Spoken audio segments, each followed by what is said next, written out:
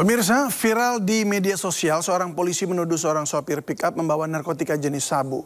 Hal tersebut terjadi karena muatan truk yang tertutup rapat dan menuai kecurigaan. Bawa sabu kamu ya?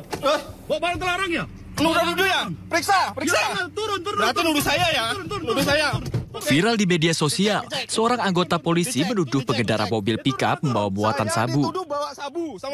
Dalam video yang sengaja direkam oleh pengendara mobil pickup, menceritakan jika dia dikejar oleh anggota polisi Satuan Lalu Lintas sampai di depan pintu tol Keramasan Kertapati, Palembang. Udah penuduhan ya, pencemaran ini. Pencemaran ini. Kawan, saya punya hak. Bapak menuduh saya bawa sabu, ya? Dalam rekaman itu terdengar jika perekam video tidak terima dituduh pembawa sabu. Sampai sopir mobil membuka muatan yang ternyata berisi tumpukan pisang. Ya?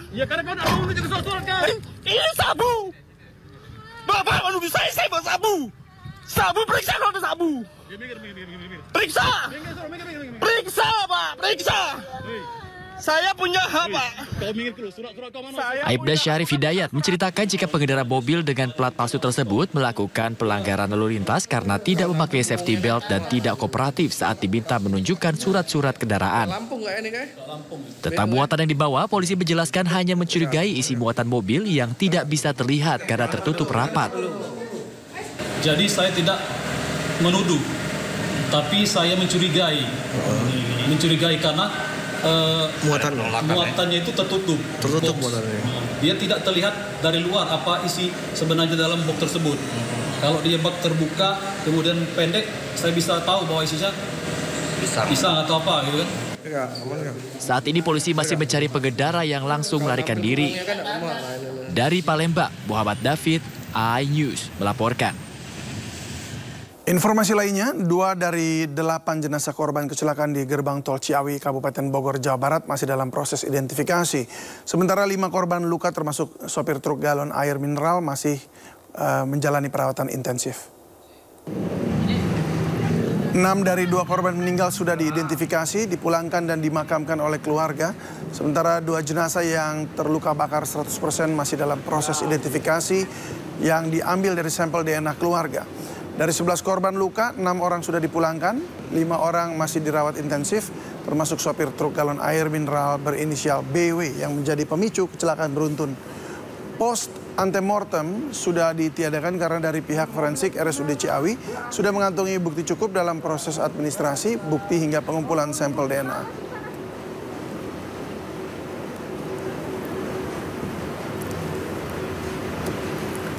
6 korban tewas kecelakaan beruntun gerbang tol Ciawi berhasil teridentifikasi. Jenazah pun langsung diserahkan ke keluarga masing-masing dari RSUD Ciawi pada Rabu malam.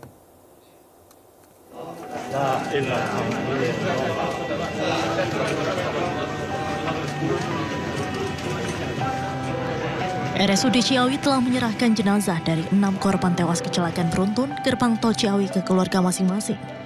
Salah satunya jenazah Yana Mulyana. Usai dilakukan identifikasi di RSUD Ciawi, jenazah Yana Mulyana, salah satu korban meninggal dunia dalam kecelakaan maut di gerbang tol Ciawi, tiba di Kampung Sukasirna, Kelurahan Selabatu, Cikole, Kota Sukabumi, Rabu malam. Setibanya di rumah duka, jenazah korban langsung diserahkan kepada pihak keluarga. Kedatangan jenazah tersebut disambut pihak keluarga dan kerabat yang sudah menunggunya sejak sore hari.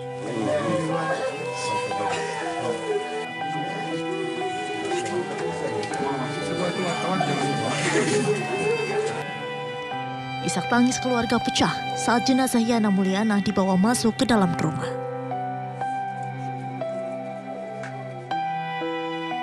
Usai disolatkan, jenazah korban langsung dimakamkan pihak keluarga di tempat pemakaman umum setempat. Istri almarhum yang ikut ke pemakaman tampak sangat terpukul dengan kepergian sang suami hingga tak kuasa saat melihat jenazah sang suami dikebumikan. Diketahui saat kejadian, istri Yana, Sugiyarti dan anak keduanya yang masih berusia 3 tahun serta 3 rekannya selamat dalam kecelakaan tersebut. Yang 2 udah pulang, yang 2, yang 1 tinggal anaknya, tadi istrinya ada kan. Udah. Anaknya sekarang di rumah sakit? Ya, masih di rumah sakit. Hingga kini sebanyak 6 korban tewas kecelakaan di gerbang tol Ciawi 2, Jawa Barat sudah dipulangkan ke keluarga korban dari RSUD Ciawi pada Rabu malam. Sementara 2 jenazah lainnya sulit teridentifikasi oleh DVI Polda Jabar karena luka bakar mencapai 100%. Dari Sukabumi, Jawa Barat, Budi Setiawan, iNews melaporkan. Sebelumnya pemirsa, kecelakaan maut di pintu tol Ciawi 2 terjadi pada Selasa malam pukul 23:30 waktu Indonesia Barat. Kecelakaan yang menewaskan 8 orang itu diduga karena rem truk tidak berfungsi.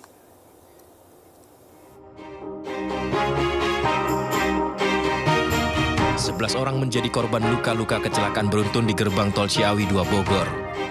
Kejadian kecelakaan ini juga menewaskan 8 orang. Proses evakuasi bangkai kendaraan akibat kecelakaan maut di gerbang tol Ciawi 2 memakan waktu yang cukup lama. Di mana truk galon yang menabrak gardu tol dalam kondisi ringsek dan hangus. Bagian depan truk penyok. Begitu juga dengan minibus yang ditabrak oleh truk ringsek, kaca-kaca bagian depan mobil pecah hingga membuat kerangka mobil penyok. Hingga saat ini, polisi masih terus melakukan penyelidikan kasus ini, termasuk memintai keterangan sopir truk galon yang diduga memicu kecelakaan terjadi. Namun sopir tersebut masih belum bisa dimintai keterangan karena mengalami cedera kepala dan dirawat intensif di RSUD Ciawi. Ya. Salah seorang yang dirawat di ruangan Bougainville itu adalah supir dari truk. Kalau kita lihat dari kondisinya memang belum bisa berkomunikasi. Hanya kalau dibandingkan dengan kondisi kemarin sudah sedikit lebih baik, ya, sudah mulai bisa membuka mata. Kalau kemarin betul-betul sepertinya tidak bisa membuka mata, ya. Ya. Jadi saat ini supir tersebut ya cedera kepala sedang kalau dalam istilah kedokterannya, dan ada sedikit perdarahan di bagian otaknya, ya. Kemudian juga ada, kalau kami dari bahasa kedokteran dikatakan fraktur basis kranii, ya. Selain juga ada masalah di matanya, ya, Dokter Anggi, ya. Jadi saat ini sejumlah korban kecelakaan masih menjalani perawatan intensif di RSUD Ciawi. Tim Liputan iNews melaporkan. Sidang pra-peradilan Sekjen PDI Perjuangan Hasto Kristianto kembali dilanjutkan pada pagi tadi. Tim kuasa hukum Hasto menghadirkan 6 saksi dari ahli pidana dan ahli tata negara. 6 saksi yang dihadirkan diantaranya Hairul Yuda, Jamin Ginting, Marus Ali yang merupakan ahli pidana. Sementara untuk ahli tata negara adalah Mawarar Syahaan yang juga mantan hakim Mahkamah Konstitusi. Sebelumnya pihak kuasa hukum akan menyiapkan 8 saksi, namun baru akan dihadirkan sesuai kebutuhan saat sidang. Tim kuasa hukum menilai status tersangka dari KPK pada Hasto Kristianto cacat hukum. Selain itu ada pernyataan jika Hasto membantu Harun Masiku yang seluruhnya tidak benar dan sudah dibuktikan. Pihak kuasa hukum juga membantah pernyataan KPK jika di ponsel Hasto Kristianto ada nomor Harun Masiku. Kami melihat bahwa kemarin struktur dari jawaban yang disampaikan oleh pihak KPK, pertama adalah mereka melakukan eksepsi, kedua menyampaikan kronologis. Nah, kronologis ini yang menurut kami, ini yang kronologis versi yang mana ini? Kita harus hormat terhadap hukum kalau yang sah itu adalah putusan pengadilan. Jadi kalau seandainya sudah ada putusan hukum di pengadilan, kemudian ada lagi dikembangkan atau dibuatkan narasi-narasi yang baru. Nah, ini yang membuat kami melihat bahwa terjadi kebingungan hukum. Tentunya dalam hal ini juga ada disampaikan kemarin di dalam handphone Mas Hasto Kristianto itu menyimpan nomor Harun Masiku. Perlu kita sampaikan itu tidak benar. Mantan Kasat Reskrim Polres Metro Jakarta Selatan AKBP Bintoro menjalani sidang Komisi Kode Etik Polri terkait dugaan pemerasan terhadap anak bos Prodia pada hari ini. Kasus ini dipantau oleh Kompolnas termasuk proses hukum yang berjalan terhadap seluruh terduga pelanggar etik.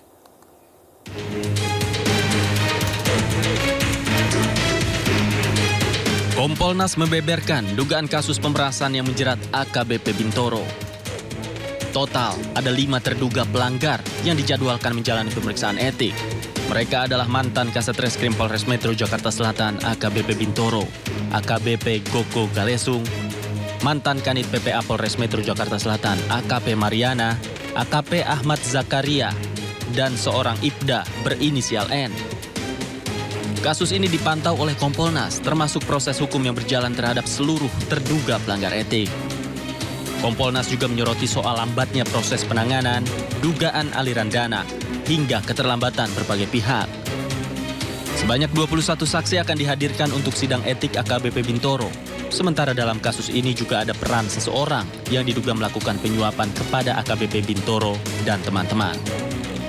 Kalau ditanya lebih dalam lagi, karena masuk ya ke WA saya, ditanya apakah ini lebih dekat ke pemerasan ataukah ini lebih dekat ke penyuapan.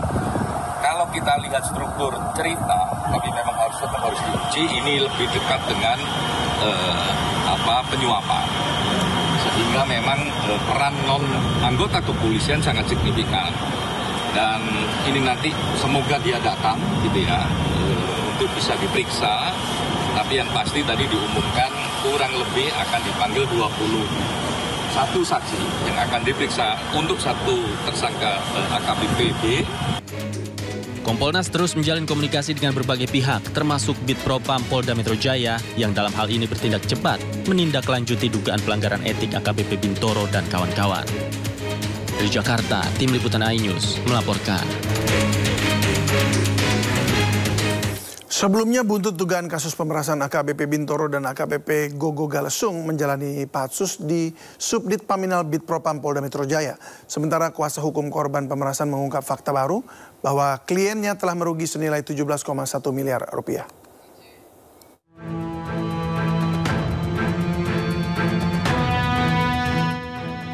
Polda Metro Jaya memastikan Propam akan menyelesaikan penyidikan dan menggelar sidang etik terhadap mantan Kasat Reskrim Polres Metro Jakarta Selatan, AKBP Bintoro, dan juga AKBP Gogo Galesung terkait kasus dugaan pemerasan. Korban pemerasan juga telah diklarifikasi terkait adanya keterlibatan pihak selain AKBP Bintoro. 4 oknum polisi termasuk AKBP Bintoro serta AKBP Gogo Galesung menjalani penempatan khusus di Subdit Paminal Bitpropam Polda Metro Jaya sejak tanggal 25 Januari 2025. Terhadap yang bersangkutan dan 3 orang lainnya telah dimutasi dari jabatannya dan telah dilakukan penempatan khusus atau patsus di Bitpropam Polda Metro Jaya. Selanjutnya Bitpropam Polda Metro Jaya akan menyelesaikan penyelidikan dari Bitpropam Polda Metro Jaya bersama nanti dengan Paminal dan segera menyelenggarakan sidang kode etik terhadap yang bersangkutan. AKBP Bintoro membantah pernah berkomunikasi dan telah melakukan pemerasan 20 miliar rupiah kepada tersangka kasus pembunuhan AN yang merupakan anak dari bos sebuah klinik kesehatan dengan iming-iming menghentikan penyidikan.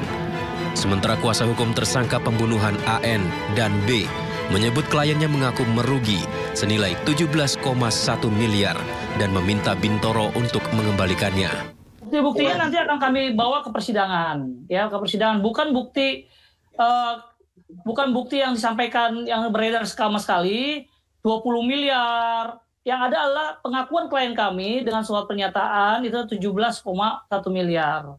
Namun di gugatan itu juga kami sampaikan 14, sekian miliar. Gitu seperti bukan 20 miliar dan bukan mobil Ferrari, tapi adalah 17, sekian miliar sama mobil Lamborghini Aventador dan 2 motor. Klien kami sudah mengeluarkan uang atau kerugian totalnya 17,1 miliar. Itu pernyataan yang ditandatangani oleh klien kami. Dugaan pemerasan ini mencuat setelah kuasa hukum 2 tersangka pembunuhan memasukkan gugatan perdata ke Pengadilan Negeri Jakarta Selatan. AKBP Gogo Galesung yang menjabat Kasubdit 2 Ditreskrimum Polda Metro Jaya sempat menuai sorotan masyarakat karena memperbolehkan debt collector untuk menarik kendaraan di jalan asalkan dilakukan dengan baik-baik. Sikap ini berbeda dengan Kapolda Metro Jaya saat itu, yakni Irjen Fadil Imran yang menilai debt collector arogan saat menarik kendaraan nasabah. Tim Liputan iNews melaporkan. Pemirsa, Direktorat Tindak Pidana Siber Barreskrim Polri mengungkap kasus dugaan penipuan video deepfake pejabat negara yang diproduksi menggunakan kecerdasan buatan. Polisi menangkap seorang pelaku berinisial JS di wilayah Lampung. Modus pelaku dengan menggunakan teknologi deepfake berwajah Presiden Prabowo Subianto dan Sri Mulyani. 4 Februari 2025, penyidik Direktorat Tindak Pidana Siber Barreskrim Polri berhasil mengamankan tersangka inisial JS, 25 tahun, yang bekerja sebagai buruh harian lepas di Kabupaten Pringsewu, Provinsi Lampung. Jadi Provinsi Lampung ini sama dengan tersangka yang sebelumnya dilakukan penangkapan.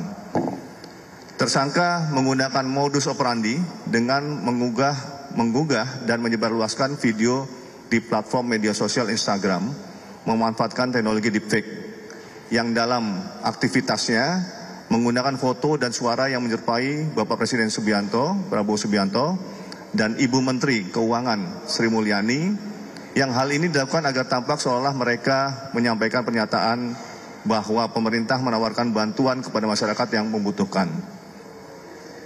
Terkait beredarnya video deepfake yang menampilkan Ibu Sri Mulyani, video tersebut diambil dari 2 kegiatan resmi yang dihadiri oleh Menteri Keuangan, yaitu 1.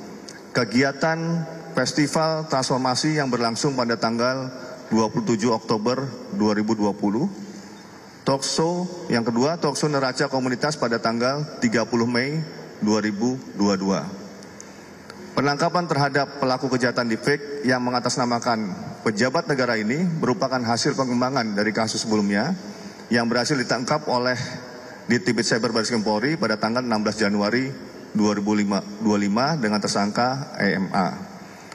Tersangka JS memperoleh video dengan cara mengunduh postingan video deepfake yang terdapat di akun Instagram milik orang lain. Dengan proses pencarian dilakukan dengan menggunakan kata kunci, yaitu Prabowo giveaway.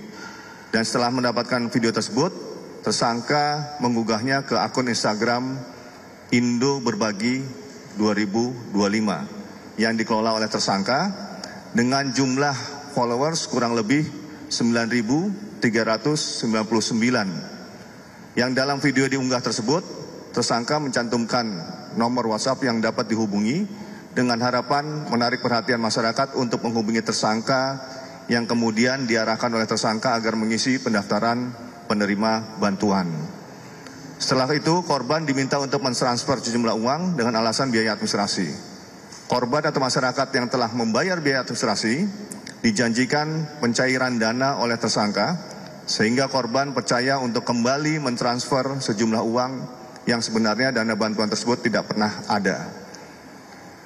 Kami juga berkoordinasi dengan Laboratorium Forensik Digital, Pusat Laboratorium Forensik Barreskrim Polri, terhadap barang bukti yang telah diamankan oleh penyidik, khususnya video-video deepfake dengan hasil sebagai berikut, bahwa hasil analisa dengan menggunakan software video forensik metode deepfake face detection, pada video tersebut terdapat adanya deepfake face dengan nilai hampir 100%. Fake, dan dengan menggunakan analisa deepfake detection face gun, deepfake didapat nilai GAN, Generative Adversarial Neural Network, dengan skor GAN 1.00. Dari hasil analisa error level analysis, terdapat adanya penggabungan frame berupa tulisan dan gambar yang dijadikan satu dalam satu video, yang menandakan adanya proses editing, dan dapat disimpulkan bahwa momen-momen pada frame-frame di file video tersebut adalah bersifat tidak wajar dan tidak kontinu dan tidak saling bersesuaian dengan momen di tiap-tiap frame. Dalam arti pada frame-frame tersebut ditemukan adanya penyisipan, penggabungan maupun pemotongan frame. Tersangka JS dari hasil pemeriksaannya mengakui bahwa telah melakukan kegiatan penipuan ini sejak tahun 2024, yang modus operandinya adalah menyebarkan konten berupa video deepfake yang menampilkan pejabat negara dan sejumlah public figure ternama di Indonesia. Berdasarkan barang bukti yang ditemukan, sejak bulan Desember, tersangka telah meraup keuntungan kurang lebih sebesar 65 juta, yang juga korbannya kurang lebih 100 orang berasal dari Pemirsa, Indonesia terus menjalani komunikasi dengan Inggris tentang rencana pemulangan predator seksual Reinhard Sinaga. Pemulangan Reinhard ini merupakan permintaan orang tuanya untuk melanjutkan hukumannya di tanah air.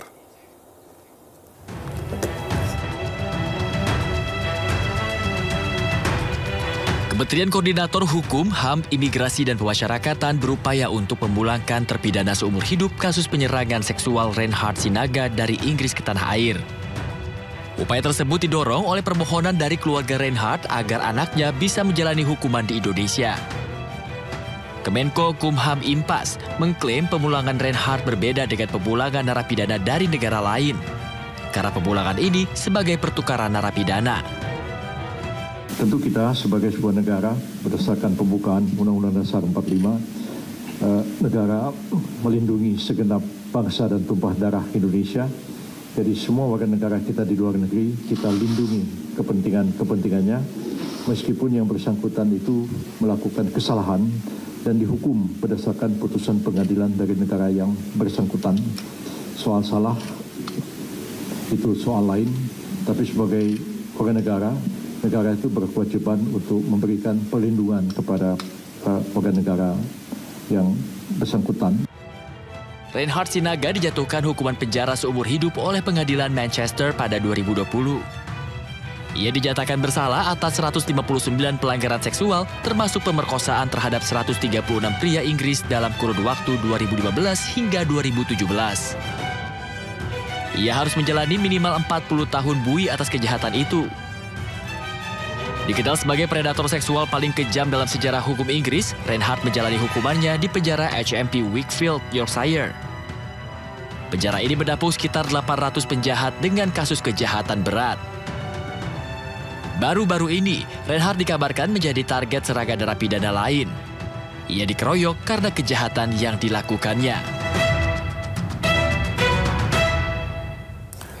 Pemirsa, jajaran pengurus Dewan Pimpinan Pusat Partai Perindo mengunjungi kantor Komisi Pemilihan Umum KPU di Jakarta Pusat. Dipimpin langsung Ketua Umum DPP Partai Perindo, Angela Tanusudibio. Kedatangan para pengurus ini untuk bersilaturahmi dan memperkenalkan struktur baru serta menjalin kerjasama dalam penyelenggaraan tahapan pemilu.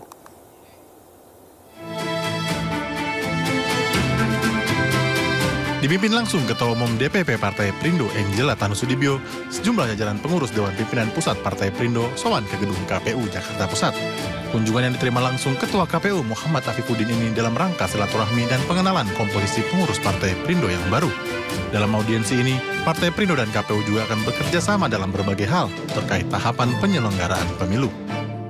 Kami datang memperkenalkan diri dan kita berbincang banyak dengan Ketua KPU, berbicara kira-kira ke depannya seperti apa tahapan-tahapan yang ada.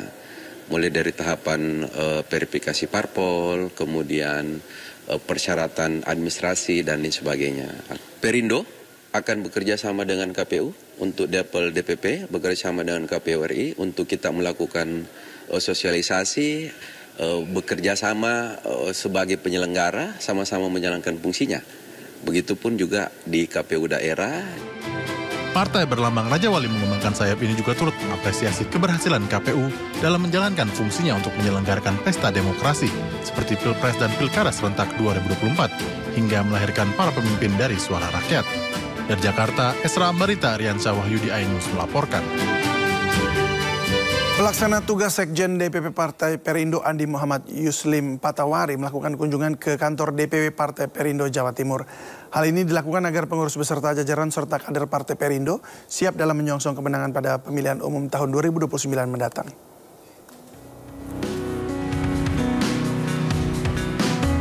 Guna menyiapkan kekuatan Partai Perindo dalam menghadapi pemilihan umum tahun 2029 mendatang, PLT Sekjen DPP Partai Perindo Andi Muhammad Yuslim Patawari melakukan konsolidasi bersama jajaran dan pengurus serta kader di kantor DPW Partai Perindo Jawa Timur. Dalam lawatannya, Andi juga mendorong pengurus beserta kader di DPW, DPD, serta anggota legislatif dari Partai Perindo di Provinsi Jawa Timur untuk terus berkontribusi kepada masyarakat. Insya Allah dengan kebersamaan, dengan kerja-kerja keras kita, kerja-kerja cerdas, saya berharap kepada anggota legislatif yang ada di Perindo turun lakukan aksi-aksi sosial, tunjukkan kepada masyarakat bahwa Perindo ada di tengah-tengah masyarakat. Selain memberikan kontribusi positif kepada masyarakat, PLT Sekjen DPP Partai Perindo juga meminta para kader untuk terus menjaga semangat transformasi dan soliditas partai yang dipimpin Ketua Umum Angela Tanusudibyo ini. Kehadiran beliau di sini di Jawa Timur, harapan kita memang Partai Perindo untuk ke depan lebih baik, lebih semangat lagi untuk menyosong masa depan.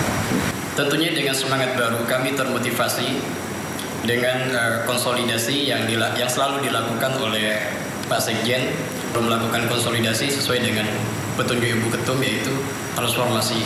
Karena Perindo memiliki mimpi yang besar ke depan. Kedepannya, jajaran pengurus pusat partai berlambang Raja Wali mengembangkan sayap ini akan rutin melakukan konsolidasi ke seluruh DPW hingga DPD guna menjaga struktur Partai Perindo agar tetap kuat dan solid. Dari Surabaya, Jawa Timur, Yuda Prawira, iNews melaporkan. Pihak sekolah lalai memasukkan data di sistem PDSS. Siswa terancam gagal masuk universitas. Informasinya akan hadir usai jeda berikut ini. Tetaplah bersama kami di Sindu Sore.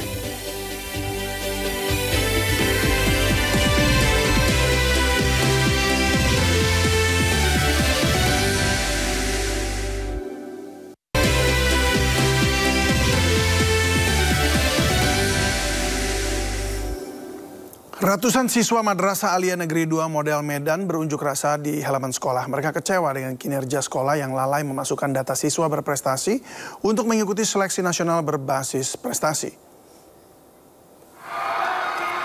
Sejak pagi tadi ratusan siswa berkumpul di halaman sekolah dan mengecam kepala sekolah yang dinilai bertanggung jawab atas gagalnya siswa berprestasi di MAN 2 Model Medan mengikuti SNBP. Diketahui sebanyak 332 siswa MAN 2 Model Medan awalnya dinyatakan memenuhi syarat untuk mengikuti SNBP. Namun di aplikasi SNPMB, ratusan siswa berstatus tidak selesai. Sementara pihak sekolah beralasan saat pengisian data nilai terjadi kesalahan dan jaringan internet yang tidak stabil yang membuat pemasukan data gagal. Para siswa kini menunggu kejelasan terkait keikutsertaan mereka di SNBP tahun ini.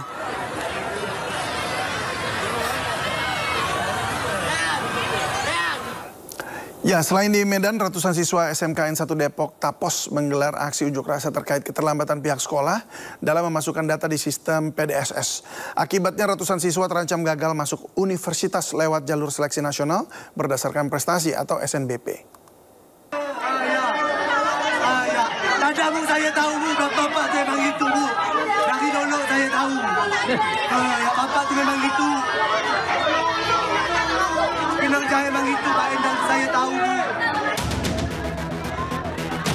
Lebih dari 100 siswa kelas 12 SMA Negeri 1 Mempawah melakukan aksi protes kepada pihak sekolah. Hal ini karena sekolah diduga lalai dalam mengisi daftar siswa pada seleksi nasional berdasarkan prestasi atau SNBP tahun ajaran 2024-2025. Akibatnya para siswa ini terancam tidak dapat masuk perguruan tinggi negeri lewat jalur SNBP.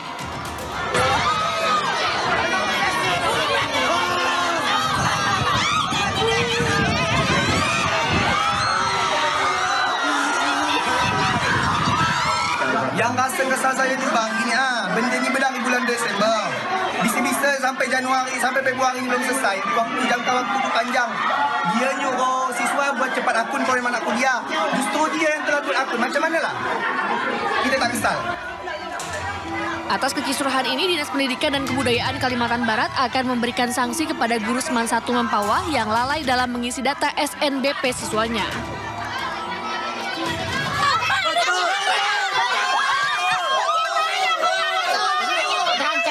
Kuliah ya? Waktu PPDS tanggal 9, sedangkan kita baru datang tanggal 22. Itu dari tanggal 9 ke tanggal 2 ngapain aja? Pihak sekolah jawabannya apa?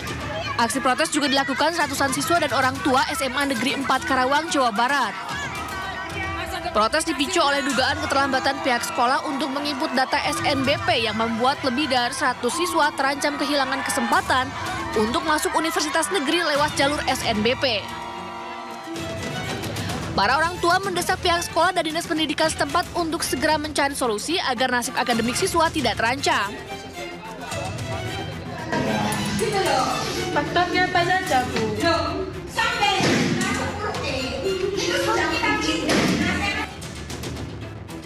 Sementara itu, sebuah video yang memperlihatkan seorang guru MAN 1 Lamongan yang menggebrak meja viral di media sosial.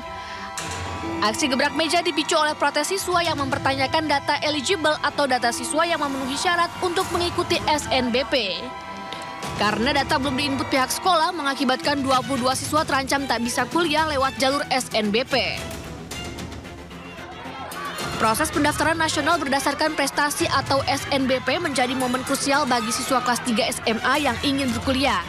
Persyaratan SNBP melibatkan berbagai tahapan dan syarat yang harus dipenuhi atau disubmit pihak sekolah, mulai dari akademis, nilai ujian, serta informasi yang relevan. Tim Liputan, iNews melaporkan. Lalu di mana letak persoalannya dan kesalahannya? Apakah memang serta-merta hanya kelalaian guru atau memang sosialisasi sistem pangkalan data sekolah dan siswa yang salah? Sudah bergabung bersama kami Wakil Ketua Komisi 10 DPR RI, Lalu Hadrian Irvani. Selamat sore Pak Lalu. Selamat sore, Assalamualaikum Mas. Waalaikumsalam Pak, terima kasih sudah hadir. Dan juga pengamat pendidikan Doni Kusuma. Selamat sore Pak Doni. Selamat sore Mas, selamat sore Pak Lalu. Baik, kami juga mengundang dari Kemendikdasmen dan Panitia SNBP, namun belum ada juga yang memberikan respon. Saya ke Pak Lalu, Pak, apa tanggapan Anda dulu melihat gagalnya ratusan siswa dari puluhan sekolah di berbagai daerah ini untuk mereka mengikuti yang namanya SNBP? Baik, terima kasih Mas David. Jadi memang ini kami sangat sayangkan terkait dengan gagalnya beberapa siswa-siswi kita di beberapa daerah hanya terkendala oleh kurang sigapnya pihak sekolah. Nah, kami jujur saja sangat menyayangkan hal ini. Nah, kami melihat bahwa ada beberapa hal yang menyebabkan hal ini terjadi. Pertama, sosialisasi terhadap pelaksanaan SNBP ini kami rasa sangat kurang sekali. Kemudian yang kedua, di berbagai wilayah kita di tanah air memang banyak yang menjadi kendala, terutama jaringan internet. Kemudian yang ketiga, operator atau guru yang ada di sekolah tersebut sepertinya belum memahami aplikasi atau sistem yang digunakan dalam pelaksanaan SNBP ini. Tetapi kami di Komisi 10 hari ini sedang berkomunikasi dengan Mendikdissaintek agar ada fleksibilitas, agar ada kesempatan kedua untuk memberikan kesempatan juga kepada sekolah-sekolah kita hari ini yang gagal input, sehingga jangan sampai hal ini mengakibatkan atau menguburkan harapan dari siswa-siswi kita untuk melanjutkan sekolah ke pendidikan yang lebih tinggi. Demikian, Mas. Oke, berarti akan ada pembicaraan seperti itu karena kami dapat informasi juga bahwa Prof. Cicik sebagai ketua pelaksana SNBP itu mengatakan tidak bisa sama sekali begitu. Jadi akan seperti bagaimana itu pembicaraannya nanti. Saya ke Pak Doni Kusuma dulu. Pak, kalau dilihat dari kekacauan seperti ini tadi ya, kan tadi dikatakan bisa berbagai macam hal kalau kata Pak Lalu. Tapi menurut Anda kira-kira cara seperti ini efektif atau tidak nih untuk para siswa? Ya, pertama-tama ini memang situasi yang memprihatinkan ya, dan sebenarnya pemberian alokasi waktu untuk pendaftaran data siswa dan sekolah itu cukup panjang ya, mulai dari 6 Januari sampai 31 Januari. Tetapi bisa jadi ada sosialisasi yang memang kurang baik, sehingga tidak dipahami baik oleh sekolah maupun oleh operator dan juga mungkin orang tua, karena di sini kita perlu melihat bahwa ini kan kepentingan bersama ya, maka orang tua harus tahu bagaimana situasinya. Kepala Dinas Pendidikan juga tahu, selalu mengontrol bagaimana proses pendaftaran calon mahasiswa baru ini lewat jalur-jalur yang disediakan oleh pemerintah. Nah, tentu saja seperti kata Pak Lalu tadi, beberapa persoalan itu memang ada yang sifatnya human error ya, kelalaian, tetapi juga kelalaian di dalam sistem, karena infrastruktur internet kita itu memang belum merata dan tidak begitu kuat, terutama di daerah-daerah, sehingga beberapa sekolah yang sudah menginput lalu tidak bisa upload, tidak berhasil, gagal, dan akhirnya sudah deadline, sehingga itu menjadi lewat. Lalu kemudian siswa sangat dirugikan. Lalu yang ketiga, memang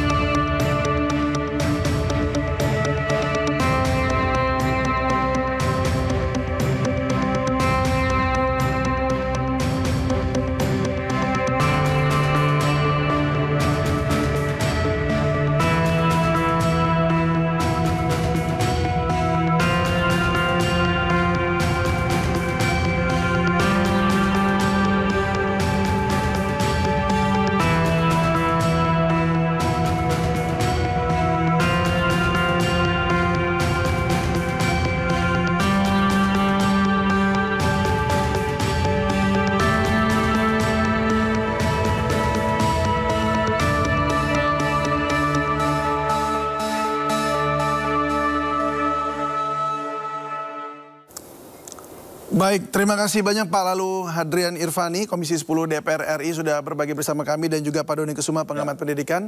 Semoga saja ada jalan keluar untuk anak-anak kita yang kemarin sempat gagal dan mereka boleh melanjutkan studinya. Baik. Salam sehat selalu, terima kasih Pak. Terima kasih Pak Lalu, terima kasih. Pemirsa, program makan bergizi gratis bertujuan agar penerima manfaat memiliki akses gizi yang baik untuk mendukung pertumbuhan dan perkembangan kognitif. MBG diyakini dapat menciptakan masyarakat yang sehat dan produktif. Kepala Badan Gizi Nasional Dadan Hindayana menegaskan ada beberapa standar yang harus dipenuhi Badan Gizi bersama mitra terkait dalam menyediakan makanan bergizi gratis. Ini 4 standar yang harus dipenuhi oleh Badan Gizi, yang termasuk juga oleh mitra. Pertama adalah standar pemenuhan kalori untuk setiap tahap perkembangan penerima manfaat. Karena anak PAUD dengan anak SMA kan kebutuhan kalorinya beda, sehingga harus dipenuhi. Yang kedua, pemenuhan komposisi gizi, ya, harus ada protein, harus ada karbohidrat, harus ada serat dan mineral. Yang keempat, harus memenuhi aspek higienis. Bangunannya harus dikemas dengan alur yang memungkinkan kontaminasi tidak terjadi, lantainya harus bersih, ketika mengirim juga harus dalam keadaan higienis, kemudian tempat makannya harus yang bisa digunakan ulang, mudah dibersihkan dan kuat karena akan digunakan lama. Nah, yang keempat adalah aspek keamanan pangan, di mana bahan baku harus bebas dari pestisida, dari bahan berbahaya, bahannya harus segar, tidak boleh yang kadaluarsa, dan harus ada tempat-tempat di mana memungkinkan makanan ini aman, ya. Jadi harus ada freezer supaya bahan baku itu bisa tahan lama. Nah, kedua terakhir yaitu higienis dan keamanan pangan, ini adalah ranahnya BPOM. Jadi BPOM lah yang akan melihat kinerja Badan Gizi dari aspek higienis dan keamanan pangan, melakukan monitoring, evaluasi, mitigasi, termasuk mungkin nanti pelatihan-pelatihan kepada semua yang terlibat dalam program makan bergizi. Sehingga BPOM bisa memberikan masukan dan evaluasi serta saran-saran kepada Badan Gizi apa yang harus ditingkatkan dari waktu ke waktu. Oke, berarti Badan Gizi juga perlu arahan dari BPOM begitu ya, Prof ya? Iya, betul.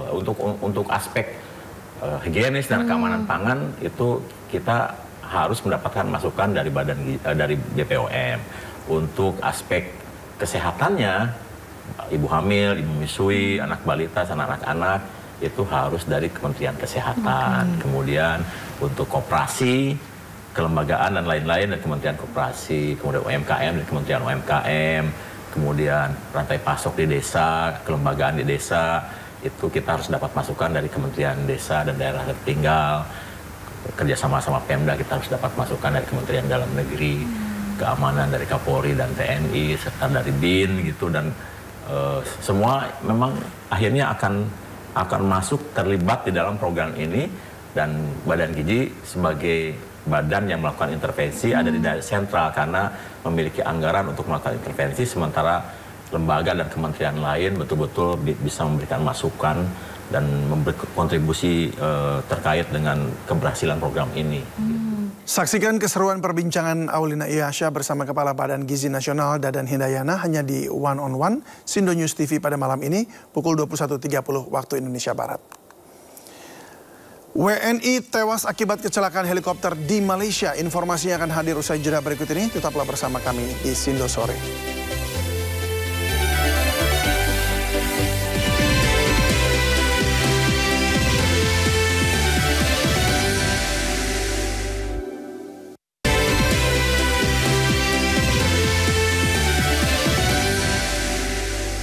Terima kasih Anda masih menyaksikan Sindo Sore, dan berikut kami informasikan 3 berita utama pilihan redaksi Sindo Sore. Ratusan siswa Madrasah Aliyah Negeri 2 Model Medan berunjuk rasa di halaman sekolah. Mereka kecewa dengan kinerja sekolah yang lalai memasukkan data siswa berprestasi untuk mengikuti seleksi nasional berbasis prestasi. Sementara pihak sekolah beralasan saat pengisian data nilai terjadi kesalahan dan jaringan internet yang tidak stabil yang membuat pemasukan data gagal. Para siswa kini menunggu kejelasan terkait keikutsertaan mereka di SNBP tahun ini.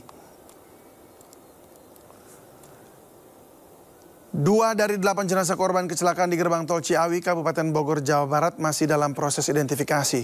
Dari 11 korban luka, 6 orang sudah dipulangkan, 5 orang masih dirawat intensif, termasuk sopir truk galon air mineral berinisial BW yang menjadi pemicu kecelakaan beruntun.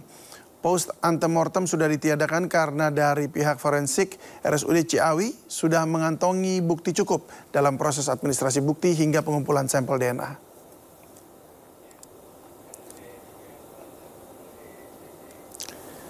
Sidang pra-peradilan Sekjen PDI Perjuangan Hasto Kristianto kembali digelar pada pagi tadi. Tim kuasa hukum Hasto menghadirkan 6 saksi dari ahli pidana dan ahli tata negara.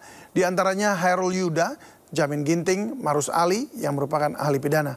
Sementara untuk ahli tata negara adalah Marwar Arsyahaan yang juga mantan hakim Mahkamah Konstitusi. Pemirsa, informasi tadi menutup Sindo Sore pada hari ini. Jangan lupa Anda bisa mendapatkan informasi terkini dan terbaru melalui portal yang menghadirkan berita daerah, berita nasional, dan berita internasional lengkap di sindonews.com. Saya David Silahoy mewakili tim redaksi yang bertugas pamit undur diri. Terima kasih dan sampai jumpa.